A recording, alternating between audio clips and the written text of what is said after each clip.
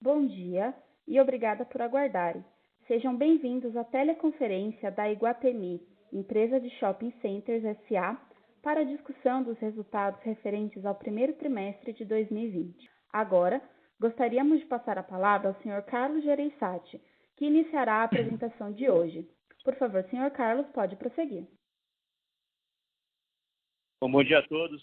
É um prazer recebê-los em mais uma teleconferência da Iguatemi relativa agora ao primeiro trimestre de 2020.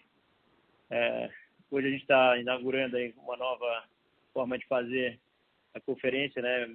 Já que estamos todos aí, de certa forma, impactados por essa crise e em casa. Eu espero que vocês me escutem bem.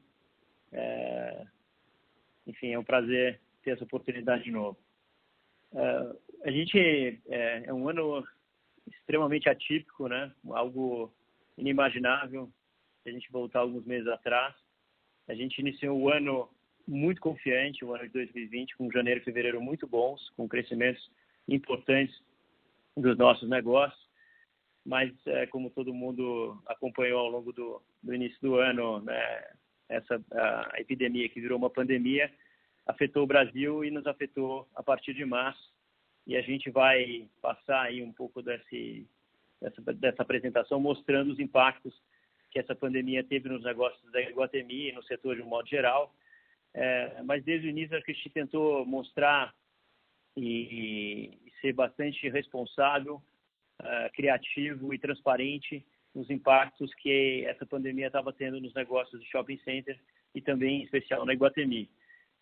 A gente procurou usar, eu acho que dentro da nossa contabilidade, a forma mais transparente, mais conservadora, mostrando os impactos reais de tudo aquilo que estava acontecendo, para que a gente, e eu acredito nisso, quando passar dessa crise, esses efeitos fiquem para trás e não sejam mostrados nos negócios recorrentemente. Mesmo extremamente impactados pela pandemia, e tendo os nossos negócios fechados, é importante lembrar que, acho que em determinado momento, no final de março, 600 shoppings, quase a totalidade dos grandes shoppings no Brasil estavam fechados. Isso não era diferente com a gente. Mesmo assim, acho que a Iguatemi teve uma preocupação muito grande de agir não só para cuidar do seu negócio, cuidar das suas pessoas, mas também em prol da sociedade. E eu passo aqui no slide 4 a falar um pouco das iniciativas que nós realizamos, né, para, de alguma forma, contribuir com essa crise. Todas elas relacionadas, de certa forma, também ao nosso negócio. E a primeira delas foi uma parceria que a gente fez com a União São Paulo, uma frente de várias entidades que se constituíram aqui em São Paulo, para ajudar as pessoas que estavam mais impactadas com a crise da pandemia. E a gente aproveitou e usou um instrumento nosso novo, que foi o Iguatemi 365, uma ferramenta do nosso marketplace que a gente criou, e pôde fazer a doação de cestas básicas, né, com uma expressiva doação de cestas, né, tanto em números quanto em valor, para essa entidade, fazendo com que as pessoas também conhecessem e utilizassem o nosso marketplace. Muitas delas acabaram se tornando clientes, então também foi uma iniciativa interessante de poder ajudar e, mesmo assim, fortalecer o nosso negócio. A gente teve, no slide 5 também, outras iniciativas relacionadas ao combate ao Covid-19, que foram principalmente a aquisição de 40 mil testes e doação desses testes para 12 cidades onde a gente está presente. Iniciativa essa que eu vou falar um pouco mais à frente foi muito bem olhada e aceita pelos municípios. A gente também fez uma doação importante de itens de higiene, cestas básicas, junto com a Cruz Vermelha e a Ambev, arrecadação e distribuição desses produtos, além de doações de EPIs, cestas básicas, como eu falei, e produtos de higiene, e campanhas também com recursos e doações de 100 mil máscaras, principalmente para pessoas carentes, porque quando principalmente se definiu que o uso de máscaras era uma das formas mais eficazes aí de você combater, diminuir a propagação da doença. Criamos também uma campanhas internas com os nossos colaboradores. E todas essas campanhas, eu acho que elas tiveram bastante reconhecimento. Nós tivemos uma participação importante no Jornal Nacional, onde a gente teve a oportunidade de falar um pouco sobre as nossas iniciativas junto com outras grandes companhias brasileiras. Isso foi um motivo de grande reconhecimento por parte dos nossos clientes. Tivemos várias menções nas nossas redes sociais e tal, agradecendo, porque todos sabem que o negócio está bastante afetado, mas mesmo assim a gente contribuiu aí com valores expressivos, além também de ter aqui no Slide 6, agora nesse momento, participado de uma campanha extremamente importante de testagem das pessoas, que é o movimento #2 em 2, em que tem uma parceria com o RAP e com outras companhias, onde você faz a aquisição do teste e esse teste também, um outro teste é doado para quem não tem capacidade de pagar por esse teste, ampliando a testagem e a verificação das pessoas que estão, enfim, já têm a doença ou estão com a doença, enfim, ajudando muito aí na contabilização da doença como um todo e monitoramento dessa doença no país. No slide 7, a gente teve outras iniciativas relacionadas ao Covid, que foi muito mais em relação aos nossos colaboradores. A gente tem, desde o início, se preocupou muito em colocar as pessoas todas protegidas em casa. Então, conseguimos 95% dos nossos colaboradores em isolamento, em home office. Foi acho que uma iniciativa extremamente bem sucedida, que gera também, acho que, ganhos para o futuro e aprendizados para a companhia como um todo. Tivemos aí que ter construção de plantões de dúvidas para as pessoas, enfim, de ter preocupação também de acompanhar o desempenho das pessoas nas suas casas. Participamos do movimento Não Demita, fizemos esforços muito grandes na redução de várias das nossas despesas para que a gente pudesse manter os nossos quadros. Utilizamos aí da MP936, acho que foi a primeira companhia do setor a se utilizar dessa medida como forma de preservação dos nossos quadros como um todo, e tivemos reduções importantes em outras linhas. E também fornecemos testagem gratuita para os nossos funcionários e tal, numa parceria com o Fleury, que estamos fazendo de tempos em tempos e monitorando as pessoas que têm algum impacto nos nossos funcionários e ajudando as famílias afetadas com, enfim, telemedicina e outros recursos. Na página 8, a gente fala das iniciativas que foram relacionadas à nossa comunidade de lojistas. Acho que a Iguatemi, mais uma vez, foi protagonista, saiu na frente aí, dando o tom de como deveriam ser as políticas praticadas nesse momento. A gente, enfim, fez adiamento da cobrança do aluguel de março, de aproximadamente todos os nossos lojistas, nos 16 empreendimentos, cobrando só metade desse aluguel a partir de outubro de 2020 em 5 parcelas. Essa foi uma política que a gente, inclusive, um trabalho muito forte com os nossos lojistas. Tivemos cuidado de estar em contato com vários deles desde o começo, negociando e trabalhando, e acho que essa política acabou dando o tom do primeiro mês para a indústria como um todo, e praticamente as políticas que a gente adotou são aplicadas por toda a indústria. Então, basicamente, os resultados que a gente apresenta é o que está afetando também a indústria como um todo. A gente, na parte de fundo de promoção, optou por fazer redução de 60% a 100%.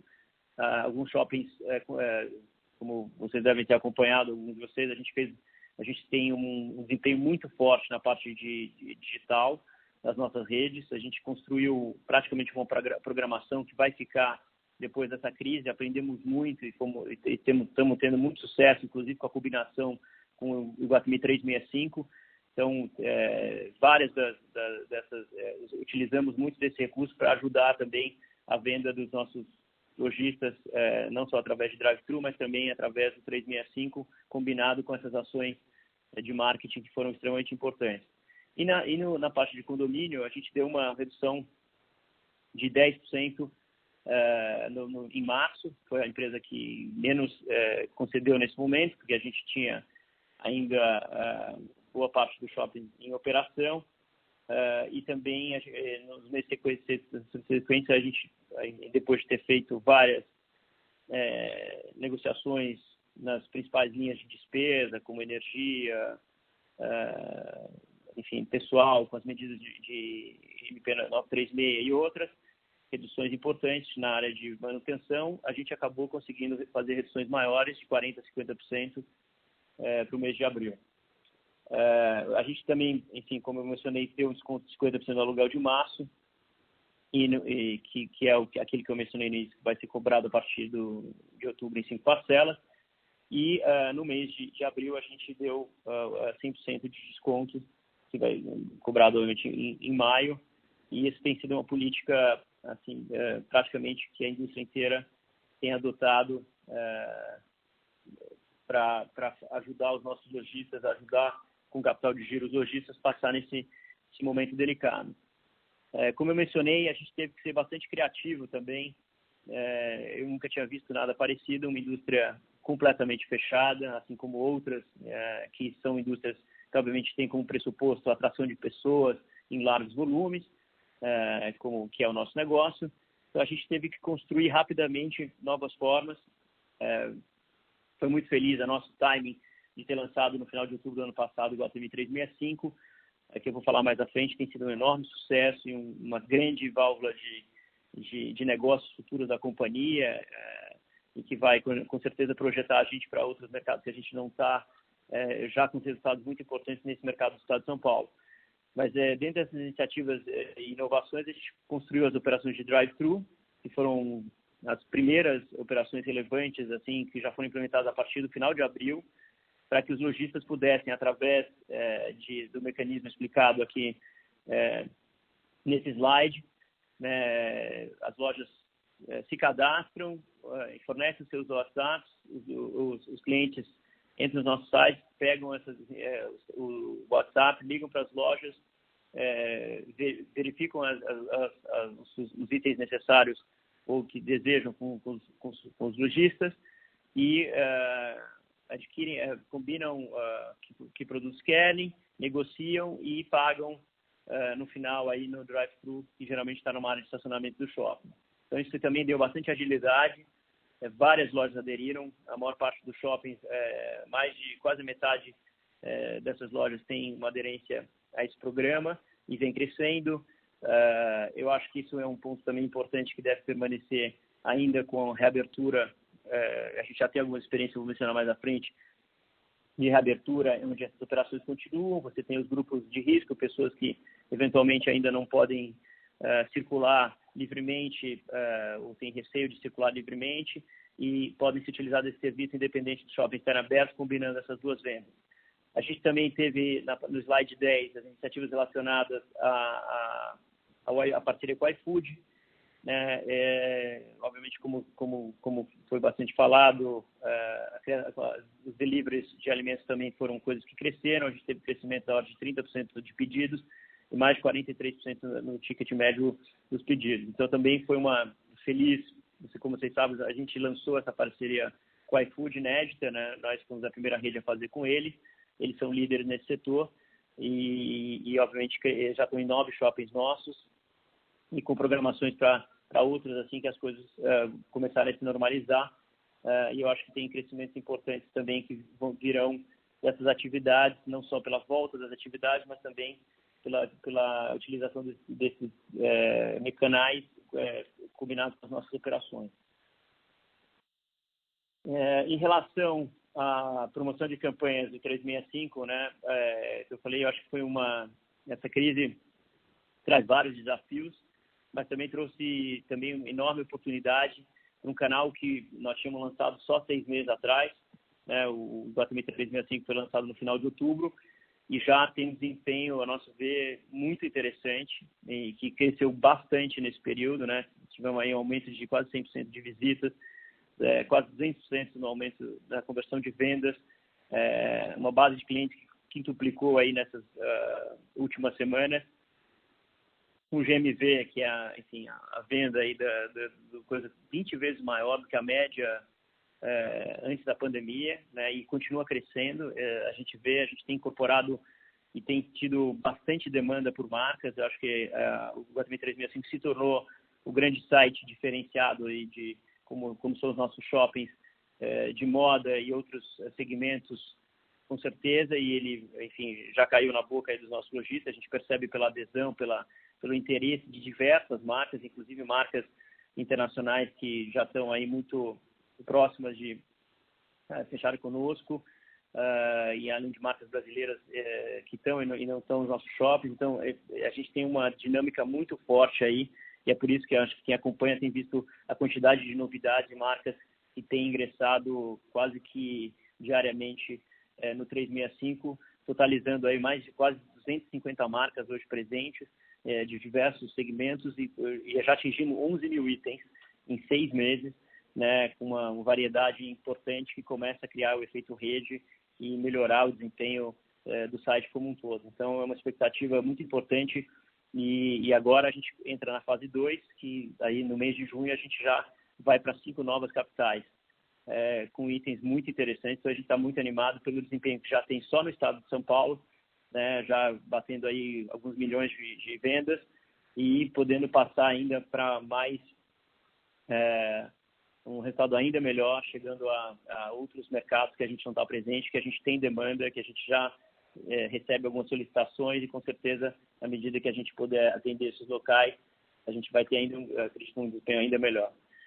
Em relação às reaberturas dos shoppings, no slide 12, né, a gente trabalhou muito fortemente junto a governos, aos estados, aos municípios, para entender as preocupações do público, as preocupações das prefeituras. Fizemos um esforço muito grande para ajudar a construção de metodologias que permitissem uma reabertura controlada, e esses protocolos foram construídos a várias mãos, e estão aí representados. Basicamente, vão ver que aqueles que, enfim, já estão operando, como foi o caso do Santa Catarina, Rio Grande do Sul, eles basicamente vão dar o tom também, com, obviamente, o horário de funcionamento reduzido, geralmente tem sido meio-dia às 8, uma limitação de fluxo da ordem da metade do fluxo permitido, uma forte implantação de triagens e construção de uma segurança visual e de percepção muito grande para os nossos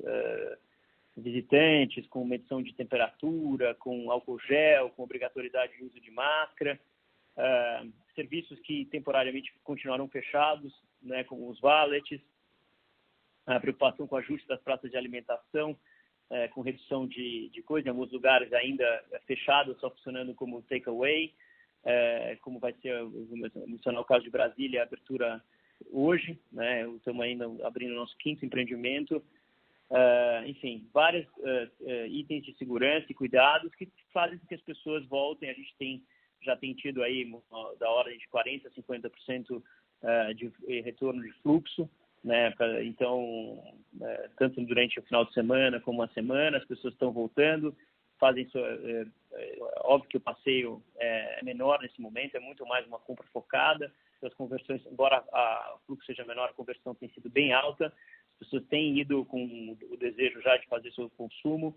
Isso ajuda, porque, enfim, acaba tendo uma produtividade boa daquelas pessoas que estão circulando, e conforme as pessoas se sintam mais seguras, e o tempo e a contaminação não cresça e se mantenha baixa, eu acho que a gente vai ter uma evolução dessas curvas, ajudando no desempenho geral do shopping. Entrando agora na página 14, falando dos destaques dos resultados do trimestre, né? Então, a gente teve vendas totais que atingiram 2,6 bilhões de reais, uma queda aí de menos 16 em relação ao primeiro TRI de 19. A gente excluindo os ativos vendidos ao longo de 19, você sabe que vendemos 2 ativos que foram Caxias do Sul e Florianópolis. A gente teve uma queda no trimestre só da ordem de 9,6. As vendas das mesmas lojas caíram 12,9 e as vendas das mesmas áreas caíram 9,6, obviamente todas elas muito afetadas pelos resultados aí da última quinzena de março.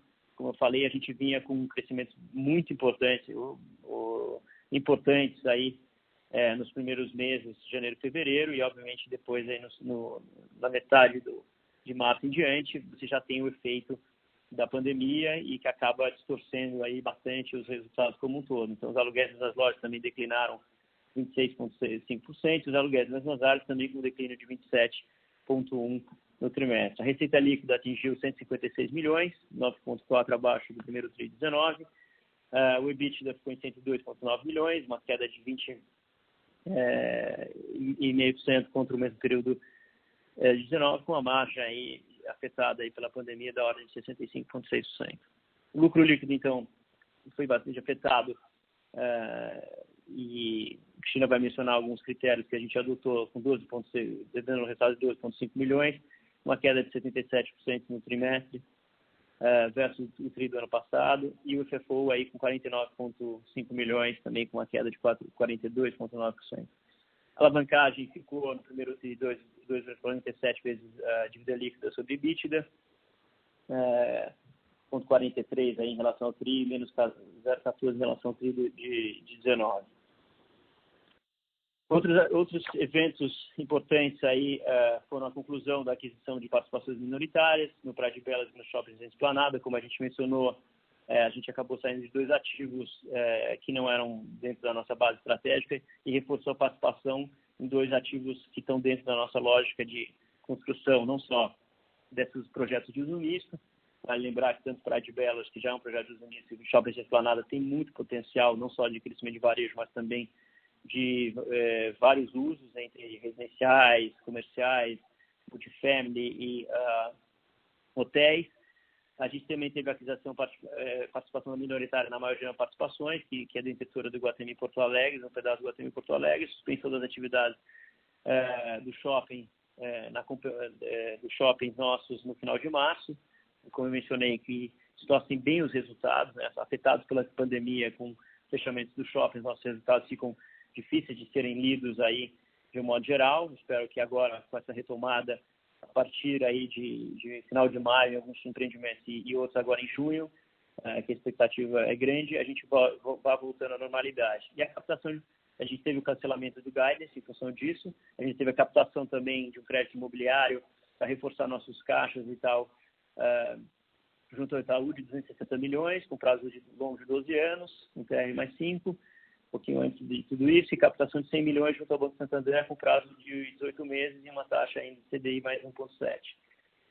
Como evento subsequente, a gente teve a postergação da nossa GO, que vamos realizar agora no final de junho, e a reabertura, e aí as boas notícias de que, como eu falei, do trabalho que a gente vem fazendo junto a vários governos e municípios, a gente já teve a possibilidade de reabertura do Outlet de Santa Catarina, que 24 de abril, você imagina que tinha mais de um mês funcionando.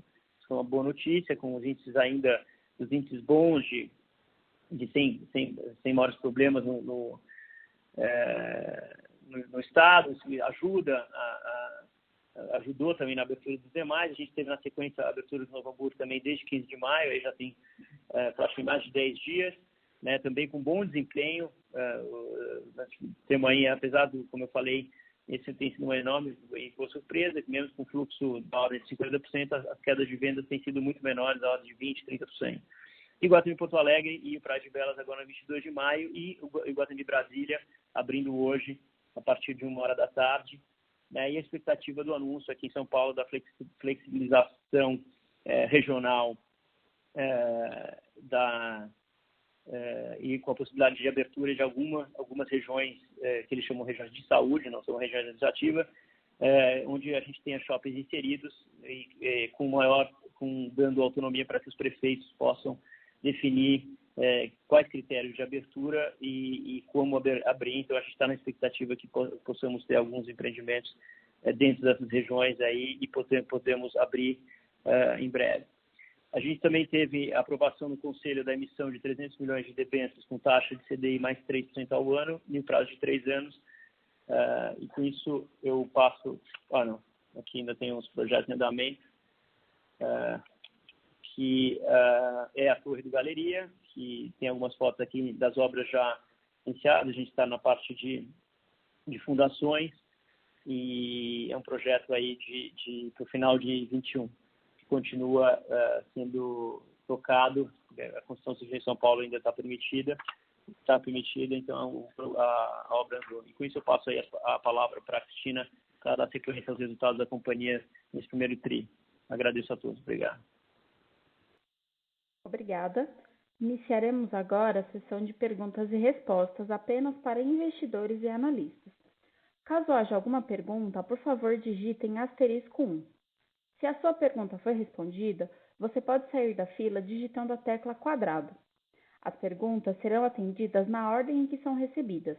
Solicitamos a gentileza de tirarem o fone do gancho ao efetuarem a pergunta.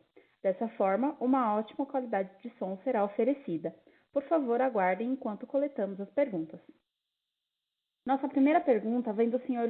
Victor Tapia, do Bradesco BBI. Por favor, Victor, pode prosseguir.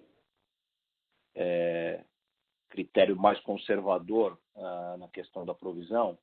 E aí queria entender como é que está a cabeça para a adoção desse critério agora para os próximos trimestres, né? A gente deve continuar vendo esse mesmo conservadorismo nos próximos trimestres, e aí assim, ou essa provisão um pouco maior que vocês fizeram pode até servir como um offset, né? Vocês provisionarem menos nos próximos trimestres, né? Então, o primeiro ponto é sobre a provisão.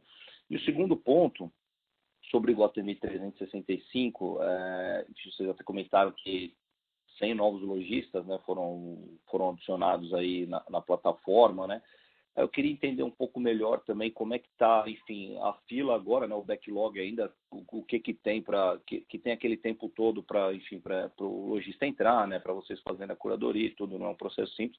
Então, entender como é que está essa fila e se pudessem dar um pouquinho mais de detalhe também do rollout, né, que vocês até chegaram a comentar alguma coisa no call, né, para fora de São Paulo principalmente. E nesse ponto ainda também, sobre novos lojistas nos shoppings físicos, né? Como é que foi a assinatura de contratos para novos lojistas, principalmente nas 2 últimas semanas de março, né? E nos meses de abril e até agora aqui de maio, que a gente tem que os shoppings estavam fechados. Então, como é que foi a adesão de novos lojistas nesse período? Obrigado. Oi, Victor. Você quer começar? Eu faço a outra. Beleza, eu passo a primeira. Então, falando um pouco do nosso provisão, eu acho que aqui a gente decidiu ser mais conservador realmente nesse P&L, até por não saber exatamente como vai ser a retomada. Acho que a gente está bastante feliz agora que a gente está com 5, quer dizer, quase 1/3 do nosso portfólio aberto, tudo bem que um horário reduzido e tal, mas enfim, a gente não sabe, a gente agora vai começar a medir um pouco o que vai ser a realidade dessa retomada, para entender se a gente realmente está sendo conservador ou não, mas a nossa postura sempre foi de ser mais conservador, e eu acho que esse trimestre não foi diferente do que a gente sempre demonstrou ser, tá? Eu acho que aqui, em relação ao segundo TRI, eu acho que a gente, em termos dos descontos que foram concedidos, né, principalmente de aluguel, a gente isentou o aluguel de abril e de maio de lojistas que também tiveram seus boletos pagos pontualmente. Então, aqui eu acho que, na realidade, é diferente do aluguel de março, que a gente suspendeu para pagamento a partir de outubro, tá? Aqui a gente, de fato, isentou o aluguel. A gente cobrou, sim, um valor de condomínio e de fundo de promoção de Sucalos na abertura, né? A gente cobrou de 40% a 50% de condomínio, e a gente também, dependendo aliás, ao contrário, a gente deu um desconto de 40% a 50% e a gente deu um desconto no fundo de promoção de 60% a 100% dependendo do shopping, tá? Então, para esse pagamento pontual, a gente isentou o aluguel porque o shopping ficou fechado, e a gente decidiu também fazer, uma isenção, ela é uma coisa que a gente decide, né, não é uma obrigação, é uma coisa que a gente decidiu fazer. E, portanto, assim, contabilizar a isenção é zero, então não tem muito o que provisionar nesse momento, tudo bem? Então, acho que vai ser um pouquinho diferente o segundo TRI do que foi o primeiro TRI nessa linha, talvez, de provisão de desconto, tá?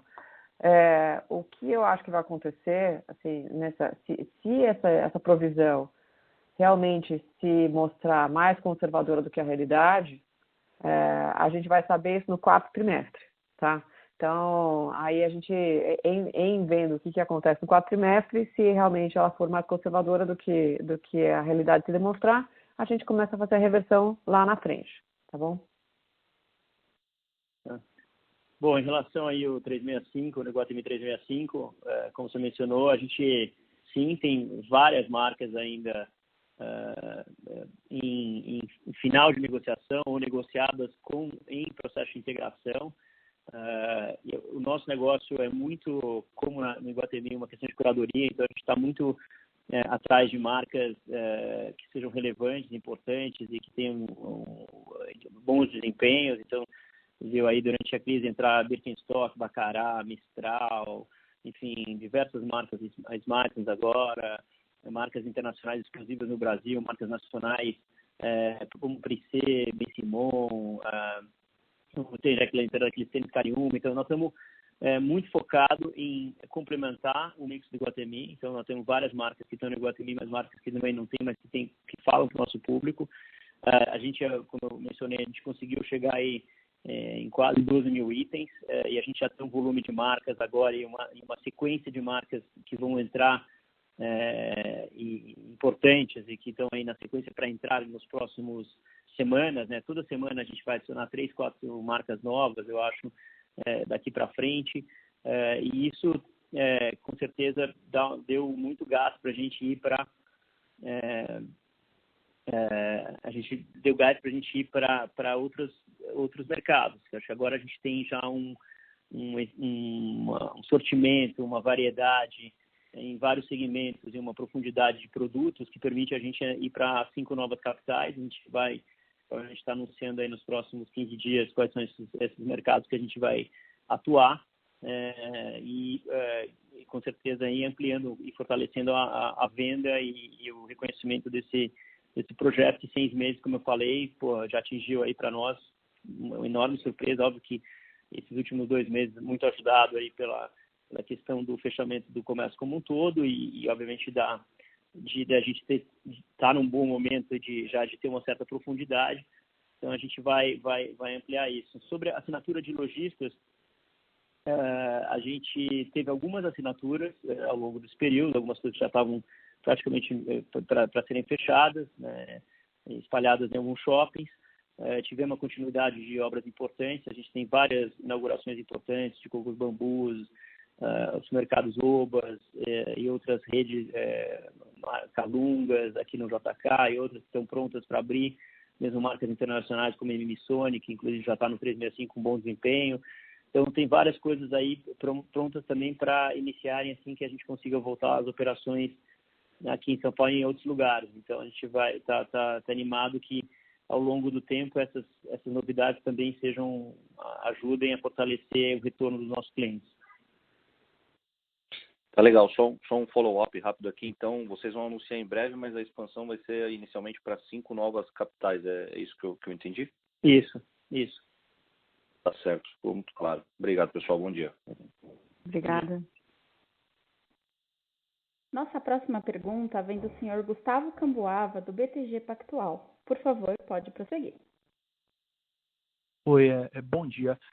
Eu queria que vocês comentassem um pouco, né, sobre, enfim, se vocês têm alguma expectativa de reabertura dos shoppings aí no estado de São Paulo, né? Saiu ontem uma matéria, né, que falava, enfim, de eventualmente uma reabertura aí parcial em 1º de junho, outra parte em 20 de junho, mas também comentava que poderia ter alguma diferença entre, vamos dizer assim, interior e capital. Enfim, no final do dia eu queria ouvir um pouco de vocês, se vocês têm algum update aí em relação a isso nas conversas com as autoridades aí, governo, prefeitura, se vocês podem dar alguma atualização para a gente nesse tema. E a minha segunda pergunta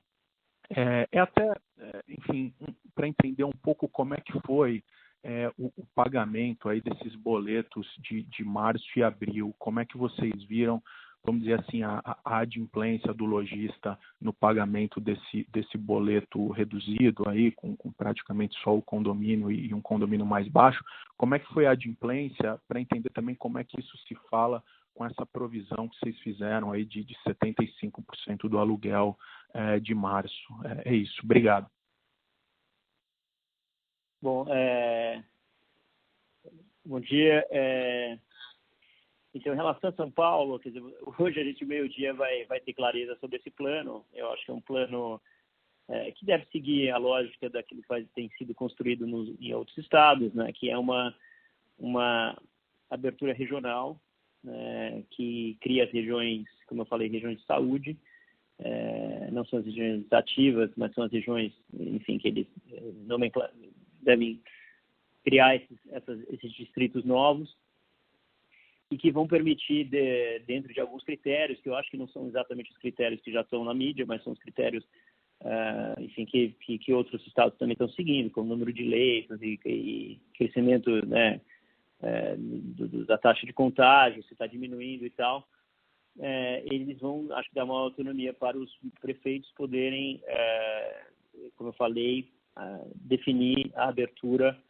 Então, eu acho que ainda no início do mês, alguns lugares, baseados nesses critérios que eu acredito vão ser divulgados hoje, a gente possa ter algumas das nossas propriedades nessas regiões e a gente possa ter algumas aberturas, acredito mais no interior, acho que capital ainda mais complicado, mas embora também acredito que esteja, né, se olhando também a possibilidade de uma capital tão grande como São Paulo também ter um pouco dessa visão regional, onde você permita regiões que estão melhor qualificadas e que estão respeitando mais ou que estão com menos casos terem uma possibilidade de abertura. Acredito nesse modelo também, embora não tenha certeza dele. Eu acho que isso a gente vai saber aí logo mais, mas a gente está assim, esperançoso que, assim como a gente conseguiu construir das nossas 16 propriedades, 5 delas, contando Brasília, hoje estão abertas. Eu acho que aqui em São Paulo também hoje vai estar claramente visível que não se pode mais fechar tudo e todo mundo ao mesmo tempo. É preciso criar critérios mais, como o próprio governador falou, inteligentes, que permitam que áreas que estejam com menos problemas possam operar e possam controlar. Não é uma volta ao normal, mas é esse novo normal, mas que possam ser controlados. Então, a expectativa é positiva para que a gente tenha alguma possibilidade de abertura dos nossos empreendimentos, principalmente no interior, a partir do início do mês aqui de junho. Oi, Câmara. Eu vou fazer a segunda pergunta aqui de boletos. Então, a gente está vendo uma inadimplência, o que a gente já viu de março, que foi pago em abril, e abril, que foi pago em maio. A gente está com uma inadimplência aí que está adimplência, tá? Que está rodando entre 80% a 85%. Que, dada a gravidade da situação, eu acho que é uma adimplência bastante interessante, tá? A gente, lembrando que, como o Carlos falou, eu acho que no boleto de março, a gente cobrou 90% do condomínio, né? E a gente cobrou de 40, de 0 a 40 do fundo de promoção. Então, caixa, né? Para pagamento em abril. E o pagamento de abril, né, foi aí na ordem, a gente deu um desconto aí de 40% a 50% do condomínio e de 60% a 100% também no fundo de promoção, e isentando o aluguel. Então, o nosso pensamento aqui, né, toda vez que a gente está passando mais um mês, é entender, obviamente, qual a situação e entendendo, eu acho que a nossa isenção e os descontos que a gente está dando são liberalidade da companhia, mas a gente entende também, e no espírito de parceria com os próprios lojistas, né, a gente está abrindo mão do que é o nosso pedaço, que é o aluguel. Eu acho que a parte do condomínio, muito difícil. A gente, como diz o Carlos, a gente fez muitos trabalhos aí de redução de custos no condomínio. A gente também a gente está fazendo um trabalho enorme na holding de redução também de G&A. Mas eu acho que a gente também está buscando esse valor. E esses valores que a gente cobra é exatamente para manter o shopping operando, tá? Então, por isso, essa cobrança, o shopping, apesar de estar fechado, agora com 5 abertos, mas assim, os shoppings fechados, eles continuam tendo seus custos, tá? Tem custos de energia, tem custos de segurança, o próprio IPTU, então, assim, tem coisas que são menos compressíveis, vamos dizer assim. Então, é muito importante que a gente tenha essa adimplência desses boletos, tá? Por isso também, por quê? Porque são coisas que não é a nossa receita, a gente está falando de pagar os outros fornecedores da cadeia. né? E manter o shopping preparado, assim, obviamente, mantendo o shopping funcionando, entre aspas, né? Com o que precisa ser mantido com o shopping fechado e pronto também para uma reabertura. Então, essa adimplência para a gente foi sempre o que a gente estava buscando e a gente foi calibrando, entre aspas, o que é possível reduzir dentro desses boletos para realmente ter uma adimplência alta, tá? Tá ótimo, Cris. Até, Cris, se eu puder perguntar em relação a maio, né? Eu imagino que vocês também não vão cobrar, né, o aluguel de maio dos shoppings que estão fechados, mas até para tentar entender um pouco para frente, assim, se a gente pegar, por exemplo, o outlet de Santa Catarina, que esse ficou aberto o mês de maio aí inteiro, vocês já estão conseguindo cobrar alguma coisa, eventualmente, de aluguel também, ou como a venda ainda ela larga muito abaixo do que ela vinha antes, também não é difícil de cobrar mesmo nas operações reabertas? Não, a gente tem uma política assim para reabertura dos shoppings. Eu acho que obviamente impossível dizer que a gente vai cobrar exatamente o que a gente cobrava antes da pandemia, né? Acho que existe uma expectativa de fazer um plano de descontos nessa retomada decrescente, tá? Então a gente começaria com um desconto maior e a gente vai diminuindo o desconto ao longo do tempo, exatamente porque a gente também acha que essa retomada tem uma curva aí. E a gente quer acompanhar essa curva. Agora, a gente, sim, dos shoppings abertos, está cobrando esse aluguel com esses descontos, e a gente, para os shoppings que abrem no meio do caminho, a gente vai fazer o prorata desse aluguel, tudo bem? Então, no caso de Santa Catarina, ele ficou aberto o mês inteiro, então ele tem o mês inteiro cobrado. Os outros shoppings que abriram Porto Alegre e tal, a gente está cobrando o prorata dos dias operados, mas já com essa concessão de descontos pró-rata pelos dias operados, tudo bem? E o futuro vai ser realmente uma curva aí de cobrança, dado que a gente vai funcionar em menos horas, também com fluxo reduzido, etc. Mas, de novo, acho que tudo isso é liberalidade da companhia, tá? Não dá para dizer ainda exatamente qual vai ser essa curva, porque também a gente está observando qual vai ser esse fluxo e como é que vai acontecer essa retomada nas praças diferentes. Mas a ideia é sim ter essa curva e não começar de um aluguel cheio como seria pré-pandemia, tá? Tá ótimo. Obrigado, bom dia. Obrigada. Nossa próxima pergunta vem do senhor Alex Ferraz, do Itaú BBA. Por favor, pode prosseguir. Bom dia, Carlos e Cris. Obrigado aqui pela apresentação. Eu tenho duas perguntas. A primeira também relacionada ao tema de reabertura de ativos. Eu queria ver se com base no que até vocês escutam da Brasce, né, até maio, grande parte dos ativos que foram reabertos eram em cidades, vamos dizer assim, um pouco mais do interior, menos adensadas, e a gente começou a ver agora, por exemplo, Porto Alegre e Brasília, né? Vocês acham que deve ter alguma diferença grande aí, principalmente com o que vocês viram em Porto Alegre, na performance dos ativos nessas regiões mais adensadas, né? De fato, o cliente, o consumidor, ele vai ficar um pouco mais cauteloso nessas regiões, ou os ativos estão performando meio que de maneira bem semelhante, né? E a segunda pergunta, também nesse ponto de adimplência do Cambauva, pensando do outro lado, né? Assim, vamos supor que você tem uma inadimplência aí de 10%, 15%, grande parte desses é mais incerteza, né, de quando reabre ou não. Mas se as operações fossem, vocês têm um mapeamento, por exemplo, se fosse reabrir já final do mês, qual que seria o impacto hoje na vacância já? Vocês têm alguma noção disso? Ou é muito difícil de tentar traçar um paralelo? Ou se de fato não tem nada, assim, os lojistas ainda estão dando todo indicativo que pretendem permanecer nos ativos? Oi, Alex, o Carlos aqui. Sobre reabertura, é muito cedo para dizer, mas a princípio a gente tem visto comportamentos muito similares aí, como eu falei, da ordem de 40%, 50% do fluxo, com gente muito dedicada à conversão. Vai para fazer compras, então acho que a gente tem uma expectativa que até inclusive em relação a algumas operações, as quedas de venda sejam menores do que a queda do fluxo.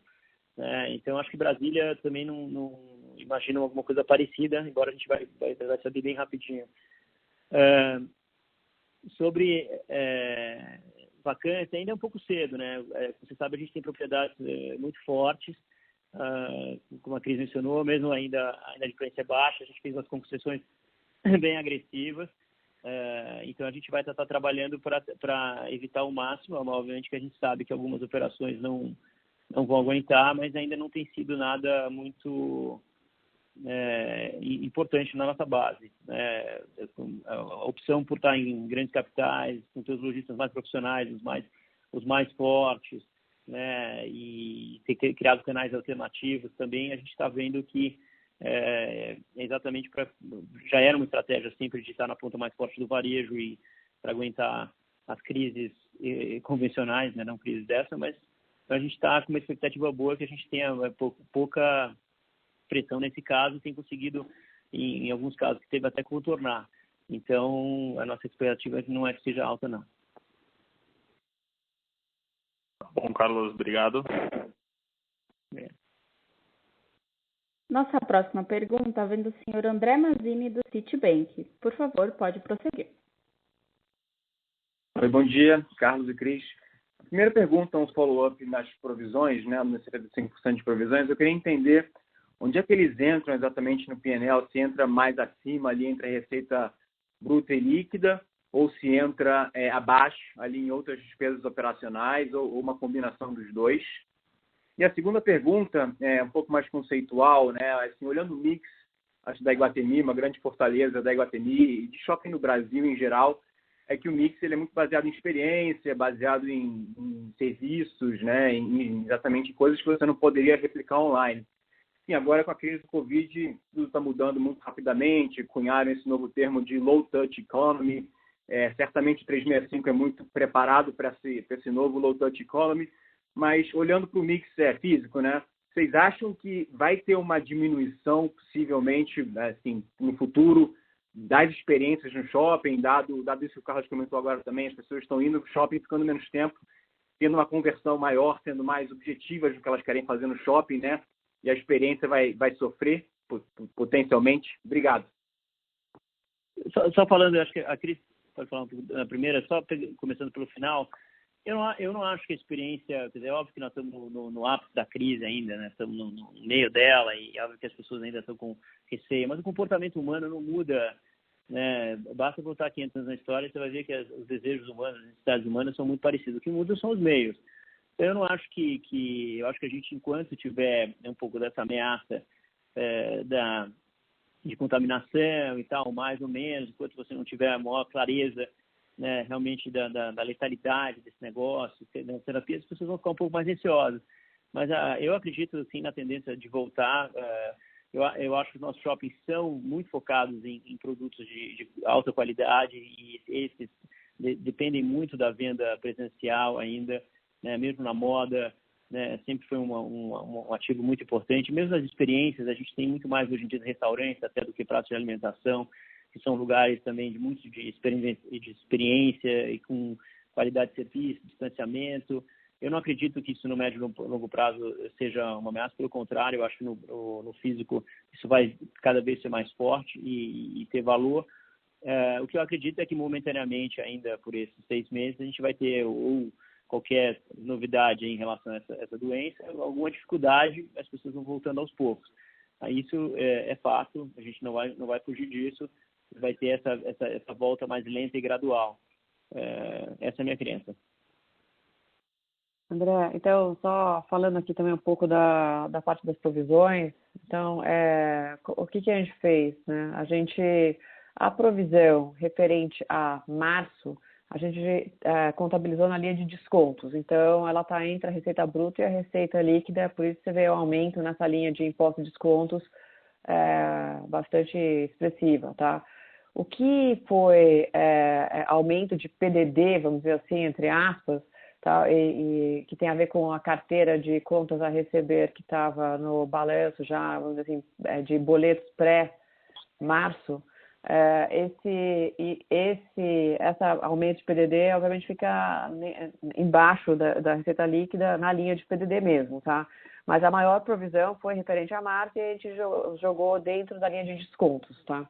Então, até para segregar um pouco o que é março e o que é pré-março, né? Se é que existe essa palavra, mas assim, tá? Perfeito, Cris, obrigado. E zero linearização também, né? Foi isso que foi feito. Sim. Né?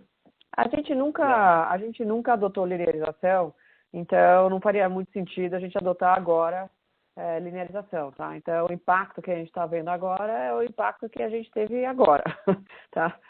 Eu acho que também, na medida em que a gente for tendo a retomada aí e a abertura dos shoppings, a gente também vai ter uma ideia mais clara do que é fluxo de receitas e recebíveis e tal, né?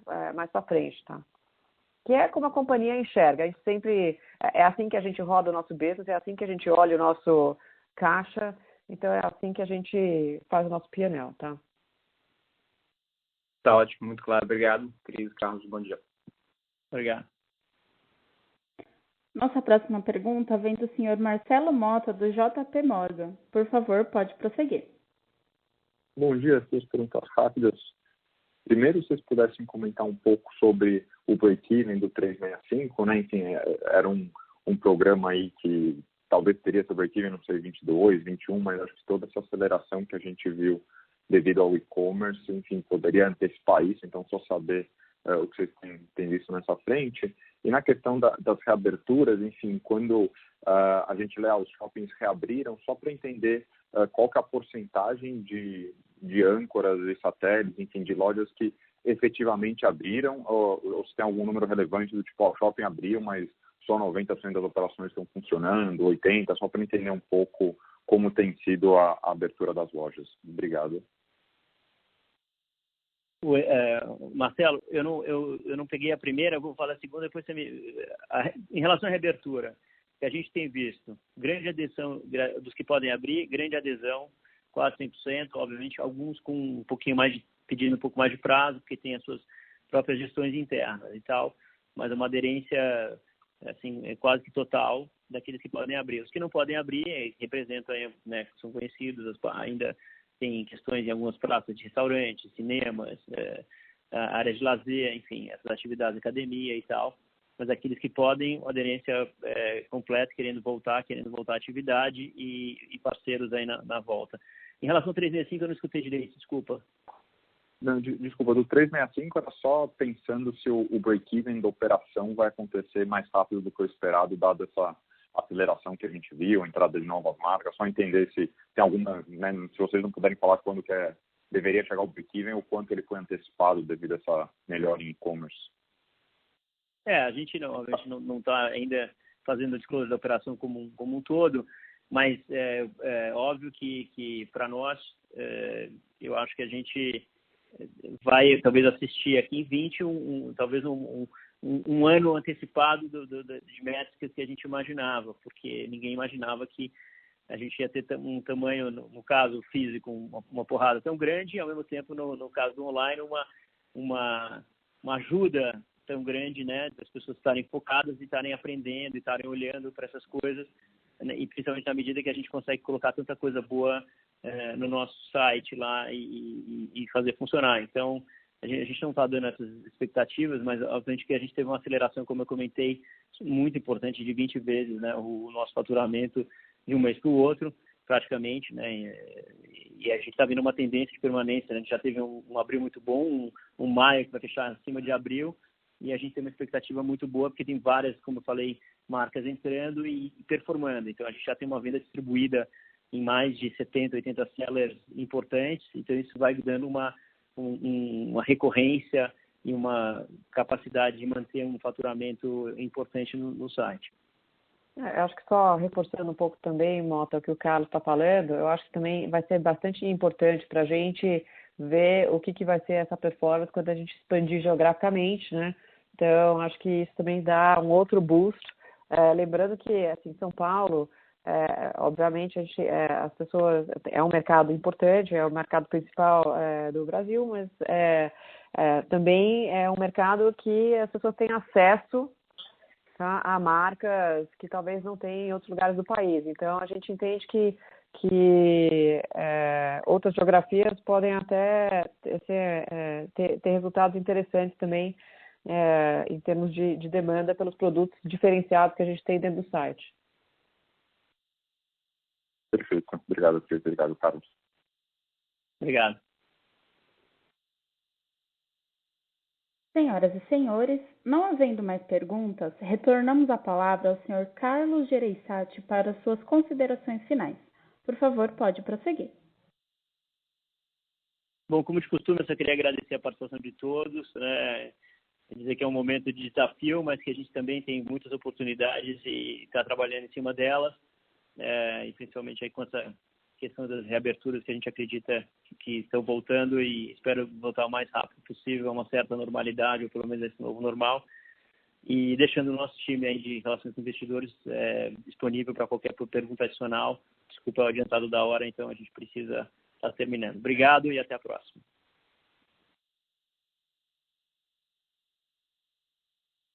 Concluímos assim a teleconferência da Iguatemi.